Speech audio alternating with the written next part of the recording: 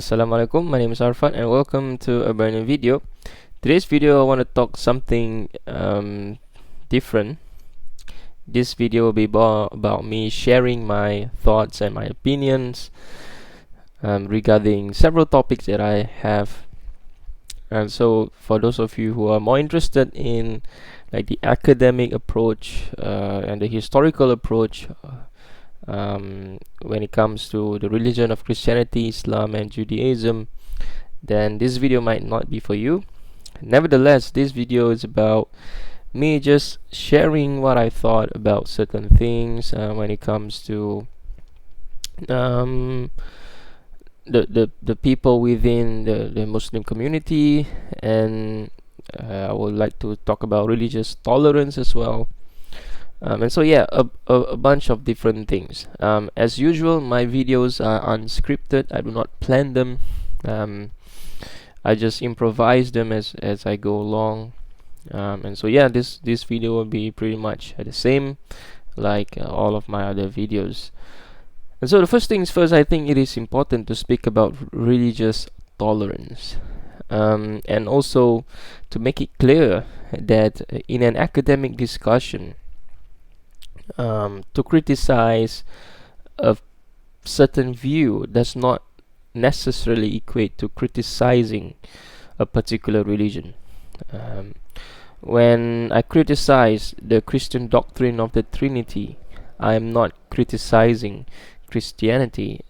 I'm criticizing the idea itself, the thought process itself, because I vehemently disagree with the doctrine of the Trinity, because I do not find it anywhere in the entire biblical corpus.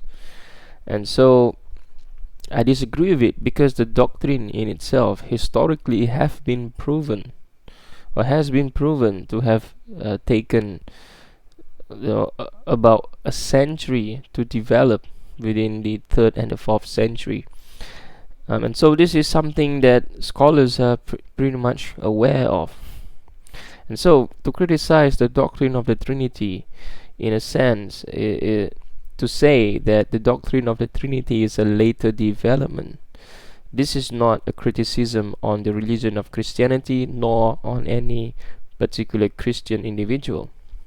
This is a criticism of an ideology that, according to most scholars, Christian scholars themselves, ironically, cannot be substantiated within the first 2 centuries of Christianity, of the Christian era. And the concept or the doctrine itself cannot be found in the New Testament or the entire biblical corpus. Just pick up any scholarly commentary on like the Anchor Yale Bible series, or even before that, the Anchor Bible series, the New Cambridge Bible commentary. You cannot find any academic scholars agreeing to such a doctrine within the first few centuries of Christianity, up until the Council of Chalcedon, for example. Even Constantinople and Nicaea, we cannot really for certain say that the doctrine of the Trinity has been established by them. And so I vehemently oppose the doctrine of the Trinity, and I oppose it not because of my wild ideas, but because of the research that has been shown and demonstrated that it cannot be found within the New Testament. There is no explicit statement that says that God is the Trinity, in a sense. And if you just follow all these major theological works, for example, and commentaries on the doctrine of the Trinity, you'll find that there's a lot of different interpretation. A lot of Christians do not even know the doctrine of the Trinity. Some person says that the doctrine of the Trinity is like Kerberos, the mythical ancient Greek dog. And to equate God to a dog is something that is just wow. And so there's another interpretation which leads to modalism, and a lot of Christians nowadays actually fall into modalism more than actually engaging with the doctrine of the Trinity, because it just goes against mathematical formula, and so it defies logic, not defines logic. It defies logic. And so that is one of the discussions that I would like to engage in today. And the other one is about religious tolerance. This is interreligious tolerance, as well as tolerance when it comes to practices of other religion. For example, Christmas is coming up, and there's a lot of lies being spread about Christmas, whereby a lot of people believe, and unfortunately a lot of Muslims also believe, and they spread lies when it comes to that Christmas is the religion of paganism that has been adopted into Christianity, the solar solstice, the birthday of the sun god, and things like that. Whereas there's no evidence for that. There is no evidence that that is actually the case, and so that is just unfortunate. The reason the reason that according to one interpretation, the reason that Christmas is celebrated on the December 25th, for Protestant and Catholic, and the Eastern Orthodox celebrate on the 6th, and depending on which place you are on earth, it's 6 or 7 January, is because that some Christians believe, that some earlier Christians believe that Jesus was born, or Mary conceived, in April, and then in May. And so if you do the math, you get December 25th and January 6 or 7. And so this is the idea behind it. And this is not about the pagan birthday, solar solstice, and things like that. There is just no evidence from early period for such a thing. And unfortunately, this has been spread, and this is just unfortunate. And so I disagree with those who say that the religion of the celebration of Christmas is actually a pagan celebration that has been incorporated into Christianity, because there's just no evidence for that in early literature, within the first 300 years or so, before Christianity became the major religion, after the way after the Emperor Constantine. And also this also leads me to another refutation about those who spread lies, whereby Constantine made Christianity the quote-unquote world religion within the Roman Empire, and this is just absolutely not true. Constantine did not force anyone to become Christians, and if they do not become Christians, they'll be persecuted. There's just no evidence for that. Constantine stopped the persecution of Christians, and that is why he fought against his predecessors. Okay, because before Constantine, the Roman Empire was split in two, and so Constantine opposed his opponent, and so because his opponent was persecuting Christians, and so when Constantine became the emperor, his idea or his proposal was that to recognize Christianity as a Roman religion, and that is the whole idea behind it. It is not to make Christianity the world religion within the Roman Empire. That is just absolutely not true. Constantine did not force pagans to become Christians, and he did not make Christianity the Roman religion. In fact, during the time of Constantine, Christianity was still a minority within the Roman religion. It wasn't until much later on whereby Christianity became the Roman religion. Okay, they outpaced paganism. And there's a book by a book written which demonstrate this. I forgot the name of the book. The Rise of Christianity. Okay, I forgot the name of that author, and also The Triumph of Christianity by Professor Barrowman. These two books are very, very important studies which demonstrates. Now, the first book, Rise in Christianity, the data is a bit faulty because some scholars have wrote against it, but the idea is still there. Okay, the actual details in the data is faulty, just so that you know this, meaning that it has been refuted, but the idea, it's there. The idea is accepted pretty much in scholarship. And so Christianity as a religion gradually increased through converts.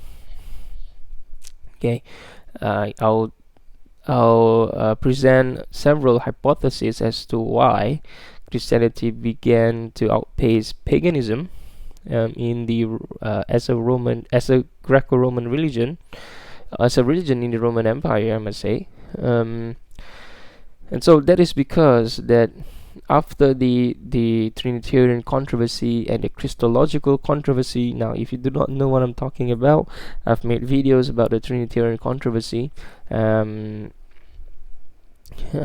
it would take me 5 hours to explain what it is in details. And so please watch my videos on that one. I've not made a video on Christological controversy about Nestorianism, but inshallah ta'ala there will be for future videos coming up. So after the Christological controversies and the Trinitarian controversies before that of the 3rd, 4th, and 5th century, after all of that is said and done, Christianity became the major religion in the West, in the East as well. We have Manichaean Christians in the East. The Theotokos and Theotokos debate and things like that, which split the East and West, which began the split of the East and West. Papacy was rejected by the East, but accepted by the West, and things like that. The East basically do not believe that the Pope is like intermediaries between God and humankind, and so the East do not recognize papacy. They both make takfir upon each other, and they declare that both of them is heretics or were heretics. They excommunicated one another and things like that. So a lot of controversies. If you want to know more, I recommend you a great scholarly source, the Cambridge History of Christianity. Read the first 3 volumes and you'll be amazed at how the controversies, the first 3 volumes, which discusses all the way till the year 600 or so, from the 1st century to even before the 1st century, from the time of the inception of Christianity all the way to around 600 also. And you'll find Christological controversies in there, Trinitarian controversies all in there, and so that is a very great resource for you to have. The only downside to that is that you can expect to spend about $250 for all 3 volumes, and that is just 3 out of 9 volumes or so. But nevertheless, the first 3 volumes, if you're interested in the first 600 years of Christianity.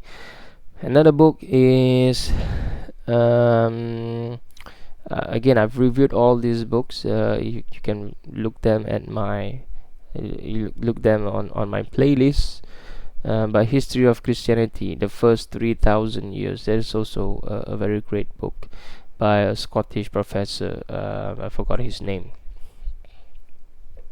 It's a thick book, about 1,000 plus pages or so.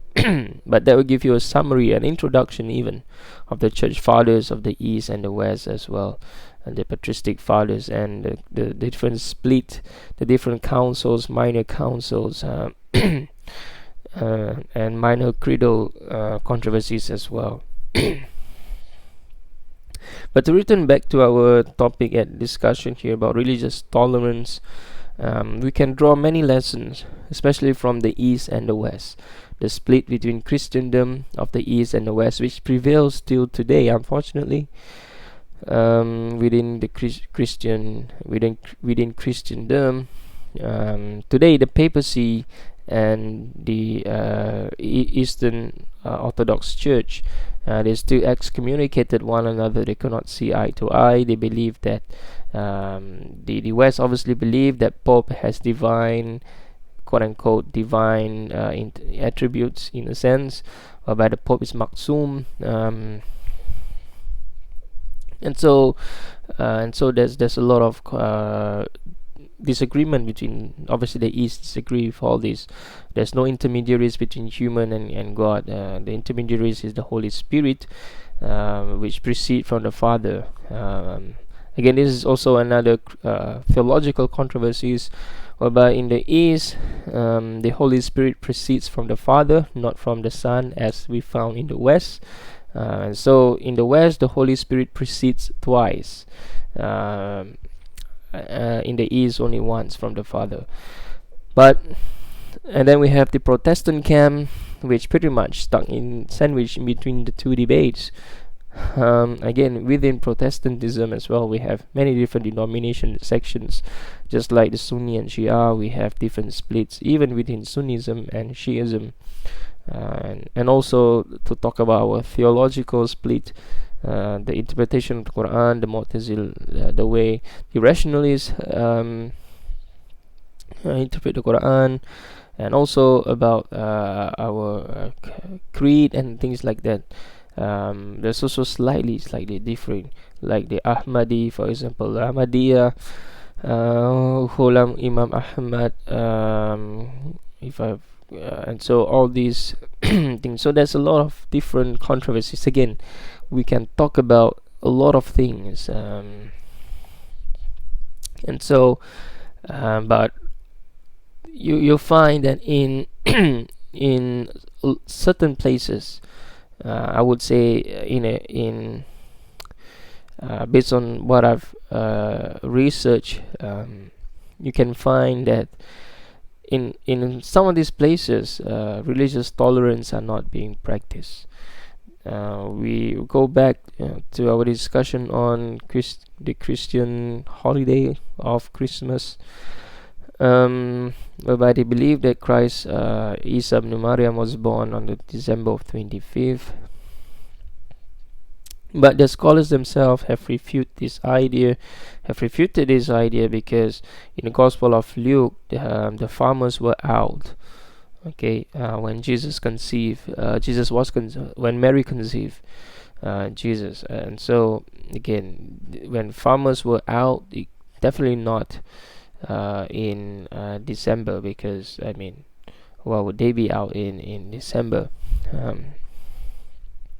And so scholars pointed out to this as well, to refute the idea. But nevertheless, today, the concept of Santa Claus and all these things, a lot of Christians today do not believe that this is based on actual fact.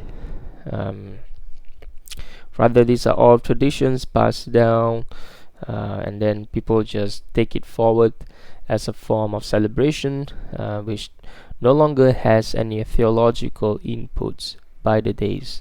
This is what at least I found within my surrounding, and the people that are Christians that I mix with, and discuss with them, and most of them actually do not believe that this is actually based on traditions, because a lot of Christians today, liberal Christians today, do not accept the virgin birth of Jesus.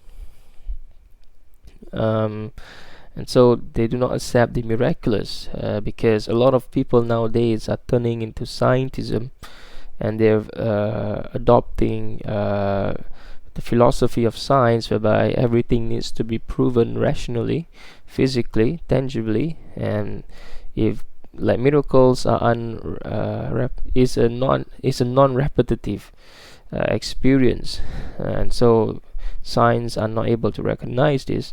Therefore, it is not logical in a sense.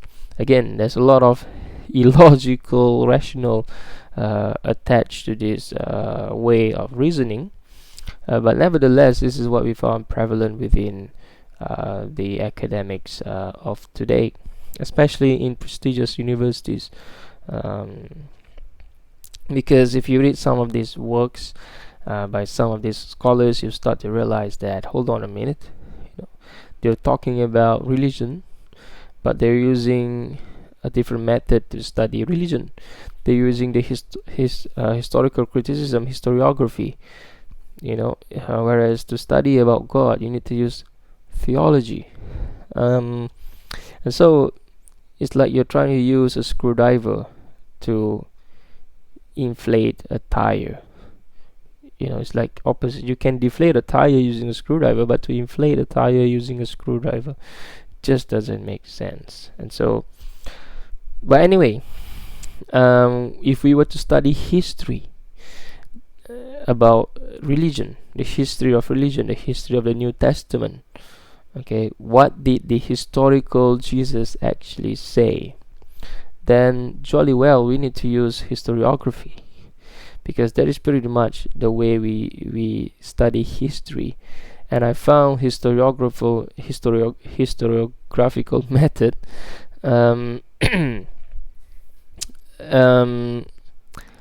that we have today, the modern historiographical method, I think is actually a really, really good method to know about history.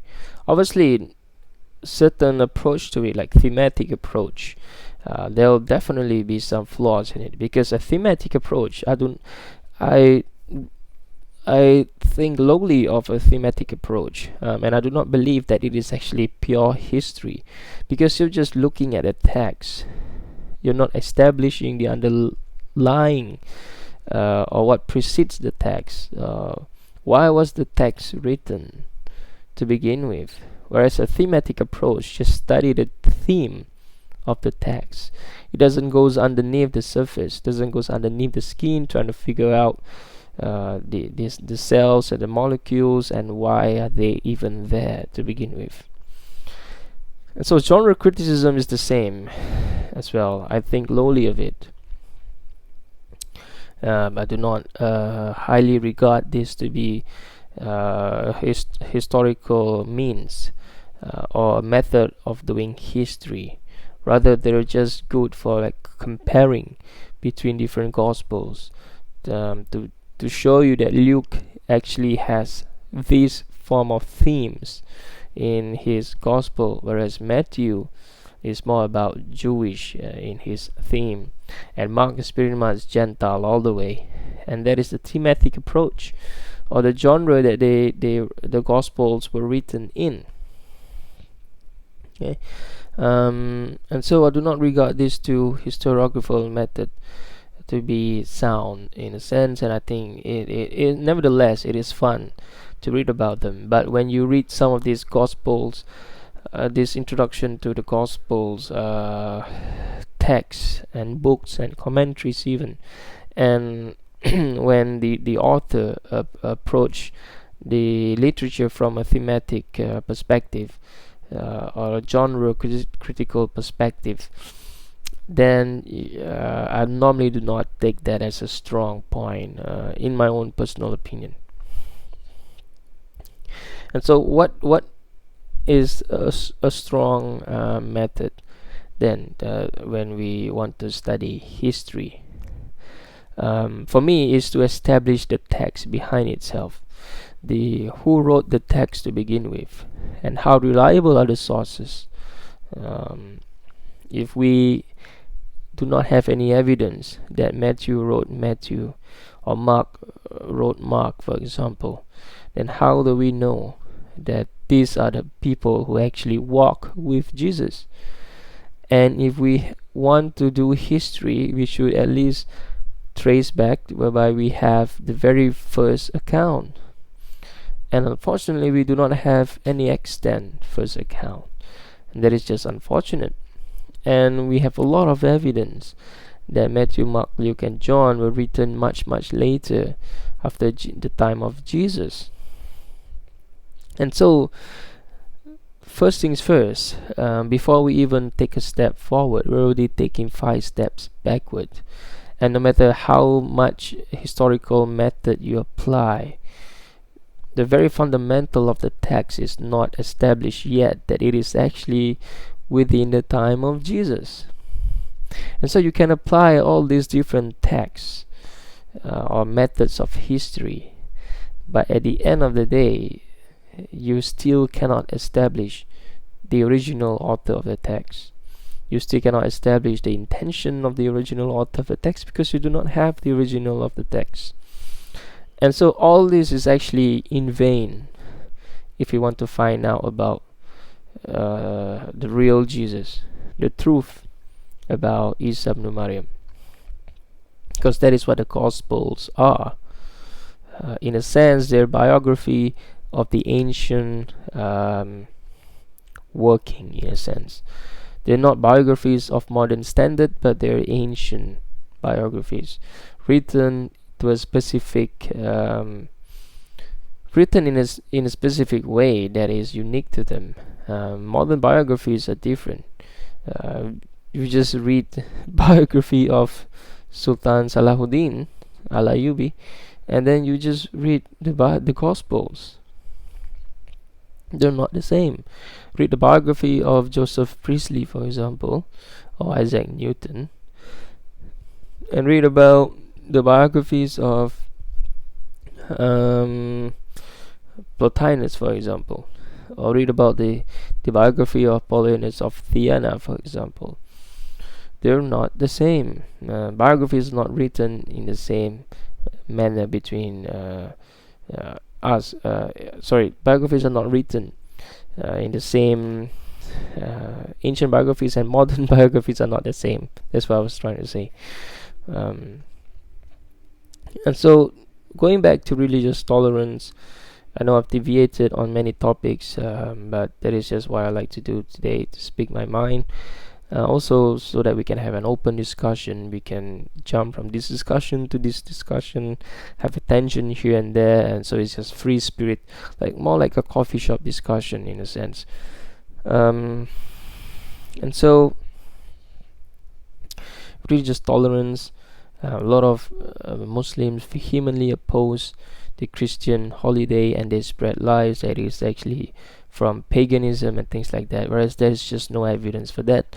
And so I disagree with these kind of opinions, and I think we should not be polemical in our approach.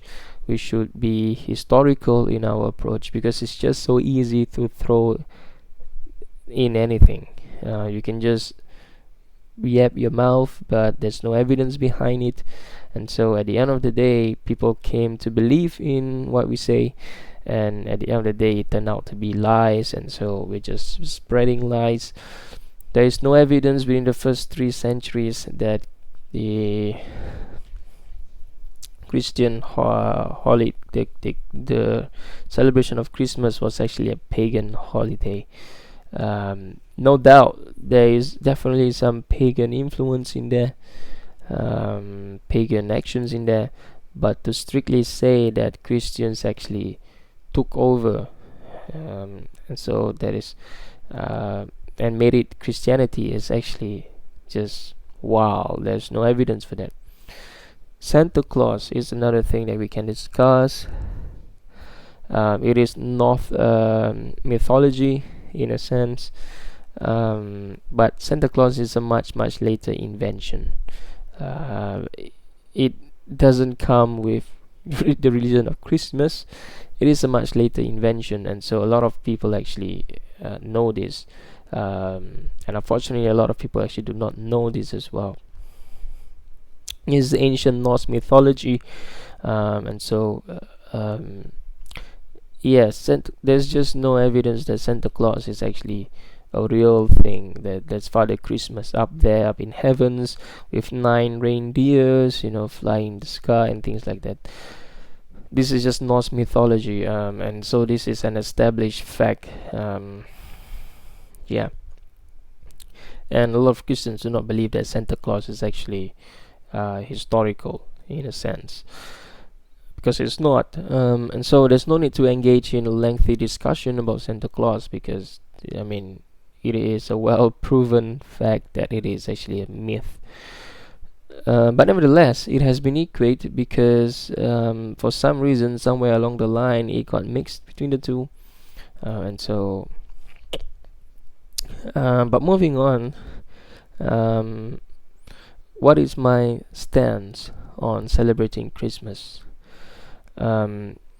Before we engage in this, we have to know the history of the split in theology, or in the perception of who Jesus, the son of Mary, was between Islam and Christianity.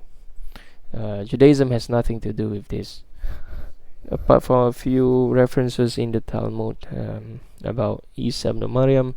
But again, rabbis have explained away that this is actually a different Yeshua, and so we'll leave out Judaism here for a bit. And so the early Christians, if we read the New Testament critically, let's take the first century, meaning the letters of 2 Peter were not composed yet. The letters of the Pseudo-Pauline were not composed yet. The letters of the Johannine epistles were not composed yet. And so we're pretty much left with the writings of Paul, 1 Peter, the book of Revelation, and possibly the book of Hebrews, but I think it's a much later creation as well. And so we're left with the Synoptic Gospels, not the book of Acts, the Gospel according to John, for example. And so if you look at all this, apart from a few passages that are controversial, we can establish critically, and this is agreed amongst a lot of the critical scholars, that the most that we can concede is a Binitarianism. It's either Unitarianism or Binitarianism. And so it's either these two. There's no Trinitarianism. And the early writings of the Church Fathers before the 3rd century proposes such an idea as well. Now, Origen have no problem declaring that Jesus is God, but in what sense is he God? None of these Neoplatonic philosophers would even dare, within the first 3 centuries, would even dare to describe Jesus and the Spirit to be co-equal, consubstantial, co-eternal, having the same essence, the same being, not the same being, the same essence as God the Father. That is just bewildering. That is just wow. None of them, even the Neoplatonic philosophers during the time, which pretty much most of these church fathers were anyway, they would not dare declare such kufr statement. They are willing to concede that Jesus is divine, but that is the norm. For those of you who have not studied the Greco-Roman religion of paganism, in a sense, there are many kinds of gods. We have the household gods, we have the gods of the ancestors, we have angels and demons, which is also called daimones, and so all these beings are considered God. They're gods in a sense with a small g, a minuscule g. And at the supreme top of the pyramids of gods is we have the supreme deity, which is none can be compared to, the uncomparable, unmatchable, supreme deity at the top of the pyramid of gods. And so even of these Neoplatonic philosophers understood that there can only be one good, okay, and that good is God alone, as we found in Gospel of Mark. And so it is not until later on whereby they have deviated so far off the track, and they start exploring to all these different mythical ideas. That is why we have the Trinitarian controversy of the fourth century, third and fourth century. Pretty much within the first 300 years also, no one actually dare to, even Origin of Alexandria, even Justin Martyr much earlier on, the father of the Logos theology, Marcellinus of Ankara, for example, they all just vehemently oppose this idea.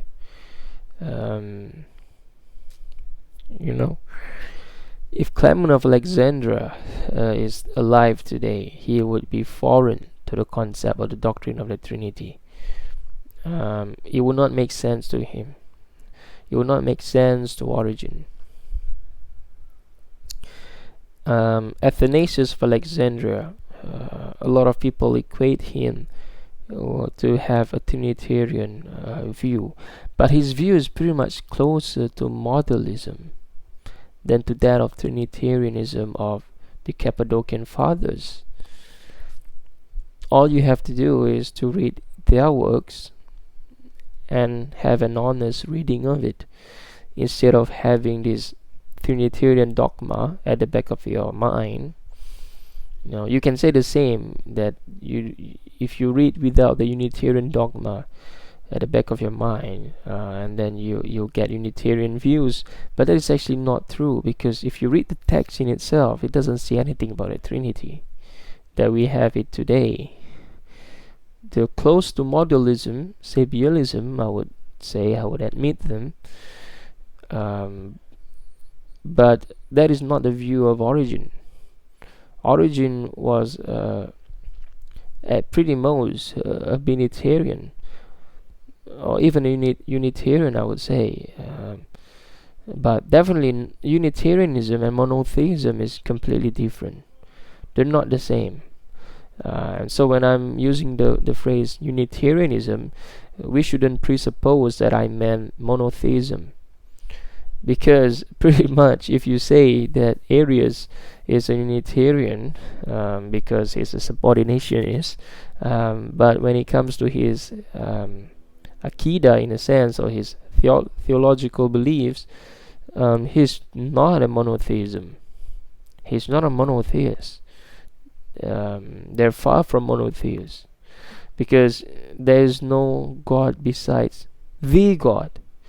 To even say that Jesus is partly divine, okay, and what could be divine? Who could be divine? It is only God. And that is the Islamic outlook of things.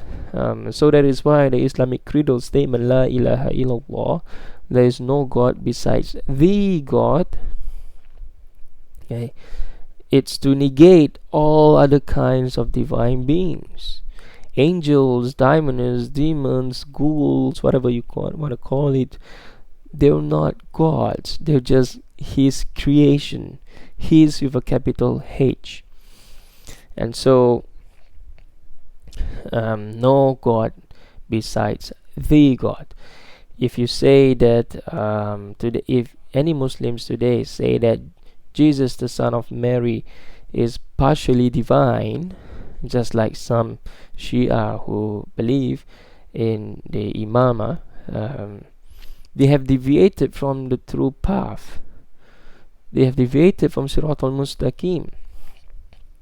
And so, do we make takfir on them? That is not up to us. A lot of Muslims are very fast to make takfir upon people who celebrate Christmas, even though I vehemently oppose the celebration of Christmas, but we should be tolerant to it. If only you knew the veracity of behind the concept of Christmas. And so, because it is everything to do with associating partners with Allah subhanahu wa ta'ala. Even though Jesus has nothing to do with this, historically, Jesus was a Jew, and Jews do not celebrate Christmas. And historically, Jesus was a Jew, and this is found in the New Testament as well. None of the New Testament authors were Christian. None of them. They're either Gentiles or Jews. And they're either Gentiles, but they're not Christians that we have today. None of the New Testament authors, even if you press it further, were Trinitarians. Because Trinity doesn't even exist. The concept definitely exists, okay, but the concept is pretty much Sabialism. It has nothing to do with Trinitarianism, because that is a much later development.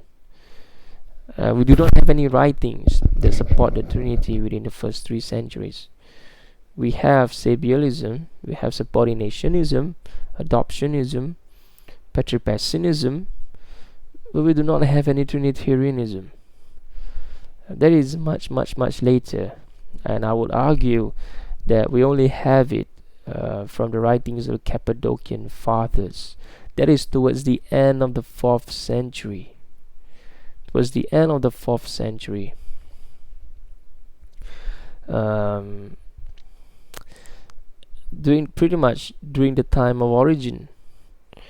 Not during the time of Origen, during the time of Augustine.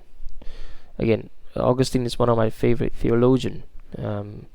But that doesn't mean I do not vehemently oppose his theology, which I vehemently oppose his theology.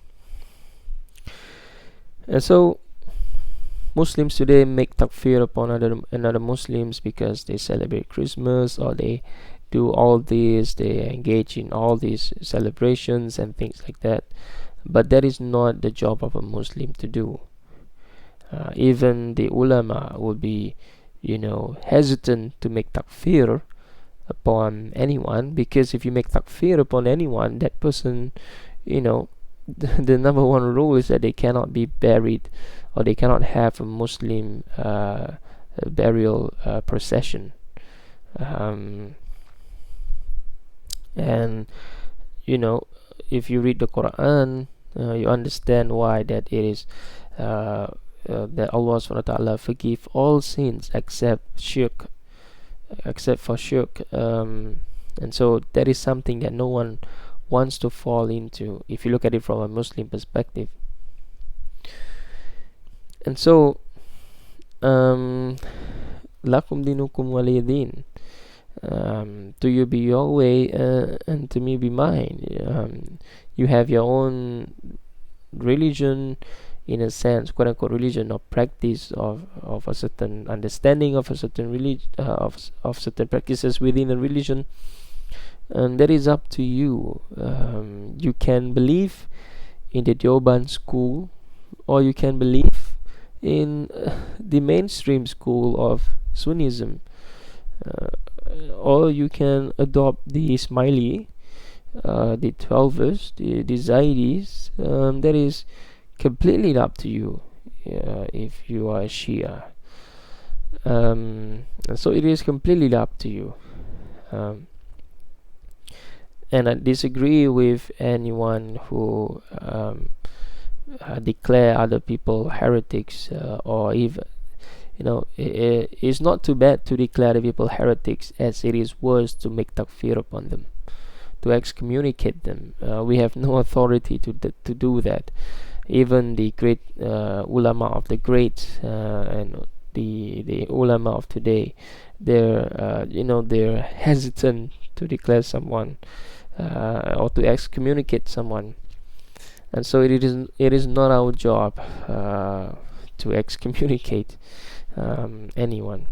Even the rabbis would be hesitant to excommunicate even the most liberals and wildest of Jews, um, and so would the Pope, even, I believe, or the Patriarch of the East. They would not want to excommunicate anyone because they understand the veracity of that statement. And so, before I end off, I would like to just touch on one final discussion, and that is Mariology. Mariology is also something that is very close in my research of things that I want to research on. For those of you who do not know what Mariology is, that is basically the veneration of Mary, okay, the sister of Harun, Ukhta Harun, not the literal sister of Aaron, okay, the brother of Moses, because Moses and Aaron lived 1,000 years, 1,200 years before Maryam alayhi salam. So it basically, when the Quran mentions the sister of Aaron, they basically mean from the Levites, okay, the lineage of Levites, because the Levites have been tasked, okay, and this is found in the Torah, the book of Exodus and Leviticus, that the Levites have been tasked to manage the temple procession, the temple, anything to do with temple, anything to do with ritual or priestly things. The Levites are responsible for that. Okay, so when Herod the Great was chosen, he wasn't from the tribe of Levites. He was one of his parents were actually a Gentile, and so that is why there's a lot of problems. The Jews actually do not the Jews of the first century do not actually appreciate Herod the Great. First century BCE do not actually appreciate Herod the Great because they were not from the tribe of Levites, okay. And even the high priest. And so there's a lot of controversies there. And so returning back to Mariology, Mary was the mother of Jesus. Gave birth to Jesus miraculously without having any intercourse, if you get what I mean. And that is the Orthodox Muslim views, as well as the Orthodox quote-unquote Christian views. Orthodox here does not mean the Eastern Orthodox, basically those who accept the miracles of the Bible. Now, if you look at in general, if you look at the birth narrative of Mary, you find Surah Ali Imran, and you'll find in the Gospel of Luke. Okay, these are pretty much the two places. Obviously, the Quran mentions somewhere else, but in the New Testament, this is pretty much the only place that you can find Mary, the infant Mary, in a sense. And you also be familiar with the figure of Zechariah. And obviously, Zechariah is found in Surah Maryam, chapter 19 of the Quran. And John the Baptist, Yahya. Okay, and this is also found in the four Gospels, Matthew, Mark, Luke, and John. This is not found anywhere else in the Bible, apart from the four Gospels, the four places. A lot of people conflate. Some Christians conflate the story of Stephen in the book of Acts to that of John the Baptist, that is just completely different. They're not the same character. So yeah. Now, and so pretty much Christianity and Islam believe in Jesus, although we disagree when it comes to our theology and Christology. Now, Christology here is a big academic word, which basically means the nature of Christ. Okay, and I will also use this word, the nature of Mary, Maryam alayha salam, because the Eastern Orthodox and the Catholics, they venerate Mary. Okay, they pray to Mary, especially the Eastern Orthodox. They venerated her, and so because they believe that Jesus is the Son of God, and so they adopt the concept of Theotokos, which basically means that Mary is the bearer of God. Okay, i.e. the mother of God.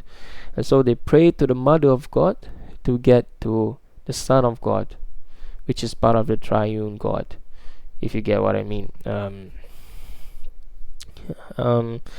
so this concept, they believe that Mary is the intermediary between God, and so does the other saints, 300 over saints, probably more. All these saints were holy people. No doubt some of them were actually holy people. I believe the Arians were holy. I believe the Arians were holy, not the Neo-Arians or Anhamoian Arians. Maybe the Anhamoian Arians, they can be considered holy in a sense, whereby they do not believe in the Trinity, and their Aqidah is pretty much much closer to the Unitarian, and so yeah, the Neo-Arians, the Anhamoian Arians, and also Arius himself, I believe, as well as Eusebius of Nicomedia as well. Even Eusebius of Caesarea, a kind of a subordinationist follower when it comes to, as far as Christology is concerned. And so they do not venerate Mary. The concept of Theotokos is foreign to them. They're pretty much anthro-Theotokos. They reject the idea that Mary is the bearer of God, because how can human being bear God? And so that just doesn't make sense, because theos, theou, it is everything to do with the divine God, in a sense. And so unfortunately this is what we found in the Catholics, as well as the Greek or the Eastern Orthodox. I will leave the Syriac Orthodox, the Greek Orthodox, the Ethiopian Church aside. The Ethiopian Church aside is pretty much close to Judaism. They still observe the Sabbath, unlike other churches, which even Unitarians do not observe the Sabbath. And so we can talk about Ethiopian Church some other day. It's a whole another discussion in itself.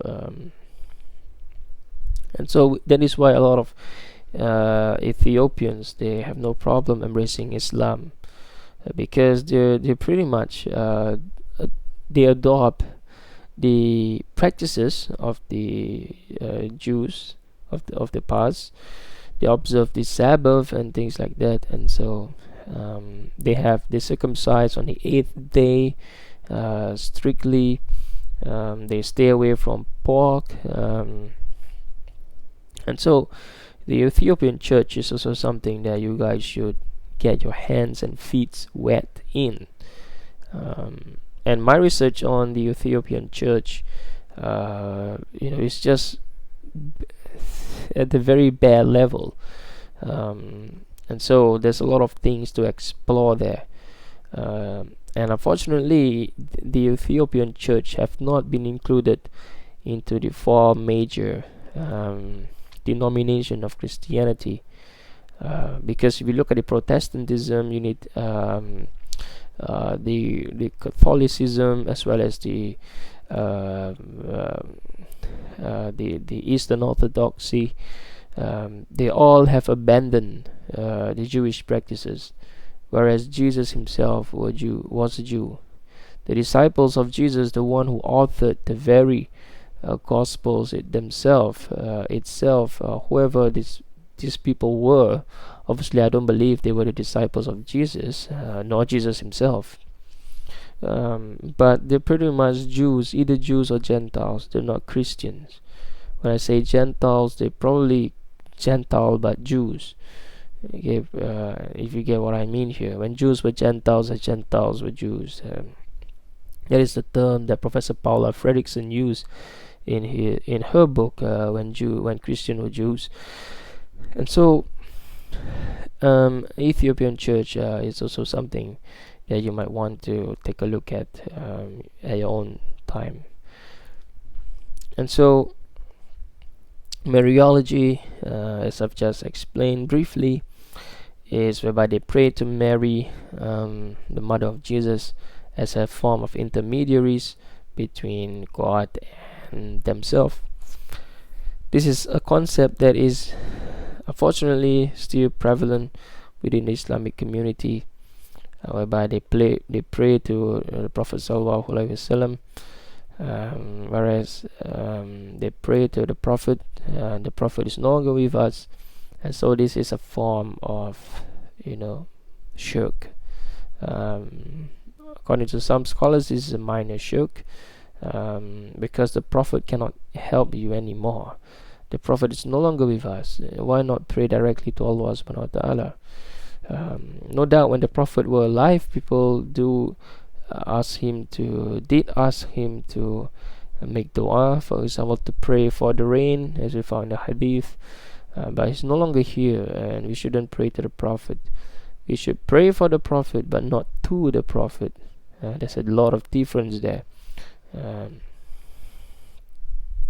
So Muslims do not pray to Jesus, they do not pray to Mary, and those who does so will need to get counseling, because Mary and the Prophet Muhammad SAW, may the peace and blessing of Allah SWT be upon both of them. They will not be able to help us, because they're no longer with us. No doubt, if you give salam upon the Prophet, as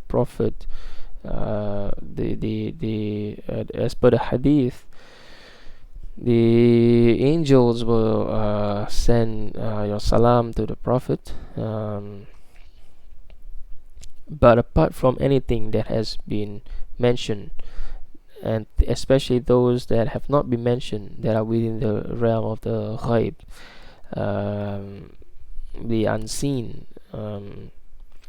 we cannot just come out with our own opinion, because we basically have no evidence. If we say that the angels stand behind our back and do these things, all that, we're just talking nonsense. There's no evidence. How do you know the angel is scratching your head, for example? How do you know? You don't know, because it has not been revealed to you. And so why are you saying things that you have no knowledge of to begin with in the first place? And that is pretty much what I found, having read a selection of literatures when it comes to and also having listened to some of this preaching done by these pastors and ministers. They just, in my opinion, they just gave wild interpretation of the biblical text. They just quote passage here and there, passages A to B to D, and then they would jump to M and then go back to A and things like that, just so that they can build a jigsaw puzzle whereby it displays a picture of the Trinity. That is just bogus, in my opinion. That is not an academic route. That is just your wild interpretation of scripture, which scripture itself opposes your interpretation of it. Ladies and gentlemen, we've gone on for an hour here, and if you've stuck this far, hopefully this has been beneficial for you. Just a reminder to myself that Allah subhanahu wa ta'ala is the most merciful, He is the most knowledgeable, and He is the only one who gave barakah. Unfortunately, today whenever someone sneezes, they would say bless you, or some of them will even say bless me, and the fact is, when someone wants to get married, they'll seek the blessings of the father or the mother, whereas in fact no one can give you blessings besides Allah subhanahu wa ta'ala. No one can give you barakah besides Allah subhanahu wa ta'ala, because Allah is the only one who have all these means to give you barakah. And so instead we should say that, oh, may Allah bless you, may Allah accept our proposal, may Allah accept our proposed date of engagement, for example. May Allah make it easy for us. May Allah grant us the best of this world as well as the akhirah. May Allah subhanahu wa ta'ala assist us. May Allah grant us knowledge. May Allah make us beneficial to the the surrounding people, and then to extend it to the rest of the community and to the world even possibly. We shouldn't lose hope in the mercy of Allah subhanahu wa ta'ala, especially when death reaches one of us. It is a test, because Allah will test us in death, in loss of wealth, in property, in sickness, in illness, and things like that. And sometimes Allah subhanahu wa ta'ala tests us so that we may return to Him. And sometimes when we are also practicing the religion, and we did not miss salah and things like that, Allah will test us with a test, just to test us whether do we deviate from the path, and things like that. And sometimes Allah will also test us, whereby we'll have a period whereby we do not have a lot of money, in a sense, and then there'll be people begging on the streets. Do we give the little money that we have to help them, even though we are in need ourselves? And so this is a test that Allah will put in front of us. To sit in a car behind a traffic jam is also a test. So there's a lot of tests, and so we should always make dhikr of Allah subhanahu wa ta'ala. We should always remember our Creator. We shouldn't let there not be a day whereby we do not prostrate ourselves to the one who made us. And if you are really sincere and believe that God exists, call out to Allah subhanahu wa ta'ala. If you're not a Muslim, if you're any one other than Muslims, for example, call out to the maker of the universe. Ask him for guidance, because he is the only one who can guide. And if he guides anyone, no one else can misguide that person. And if he misguides a person, who is there to guide that person? No one besides Allah subhanahu wa ta'ala. And one more thing, that is always a reminder to myself, is that knowledge is a very powerful thing, and so we should use it wisely, but we should also remember that we can read millions of books, we can listen to millions of lectures, we can attend lessons at Oxford, Yale, Cambridge, Princeton, Harvard, for example. We can have 10 million PhDs. but Allah is the one who guides, and that is more important than the knowledge of being able to build a rocket to space, because what would you do that afterwards? And so this is why some philosophers of the past were vehemently criticized by Imam al-Ghazali, as I mentioned in my previous videos, as well as some of the classical scholars like Ibn Kathir, for example. And so yeah, knowledge is not something that we should, ask, or should be at the top of our priority. That's what I was trying to say. Guidance is the most important thing. Once we have guidance, then everything will start to fall in its place. And if Allah wills, He would have guided everyone. That's what He says in the Quran. But that is not within His qadr. That is not within His will. That is not what He had decreed to happen, as He wrote in the Lawh Mahfuz. And so we shouldn't say or try to do something that goes against the qadr of Allah, because that would not be. Well, good luck with that. And so, ladies and gentlemen, in our quest to seek knowledge, we should always be humble. We should always remember that Allah subhanahu wa ta'ala is the one who guides. There's a lot of people that reads the Bible and they lost their faith. And there's a lot of people who reads the Quran and then they became a Muslim. So it is Allah who guides and misguides. And so when as a Muslims, when we read all this scripture, quote unquote scripture, like the Bible and things like that, we shouldn't be afraid that we would be deviated in our quest. As long as we have taqwa of Allah subhanahu wa ta'ala, He will guide us, even in the most even if we read something as influential, or whatever that is, we will still be in the straight path. But first things first, we must have a purpose. Why would we want to read the New Testament?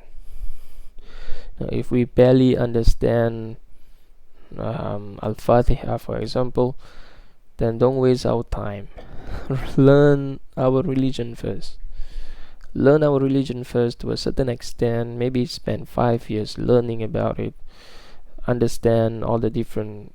You don't need to go in super in depth, because your motive is to learn the Bible, to give da'wah, for example, whatever your purpose might be.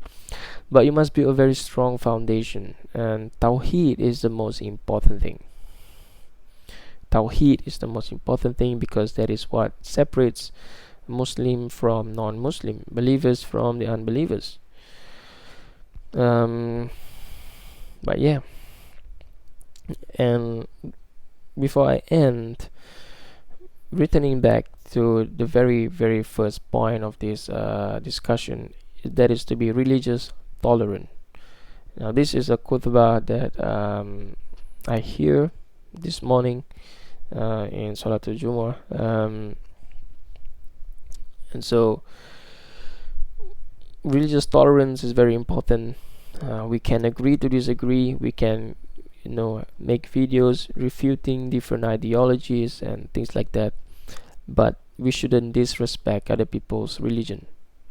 And if we want to criticize in an academic way, because that is not criticizing a particular person, a particular individual. We are just criticizing the text. That is why we have textual criticism of the New Testament, textual criticism of the Quran, for example. We have all these things, and so there's always a proper platform, a proper channel that you can do. But remember that it is not polemical if it is backed up by facts. If you have facts to show, to prove, to present, then it is less polemical than to just say something whereas there is no evidence for it. Like I said, to equate the celebration of Christmas to that of paganism the Solar Invictus. That is just wow. There's no evidence for that. So anyway, I'll see you on my next video. Assalamualaikum warahmatullahi wabarakatuh.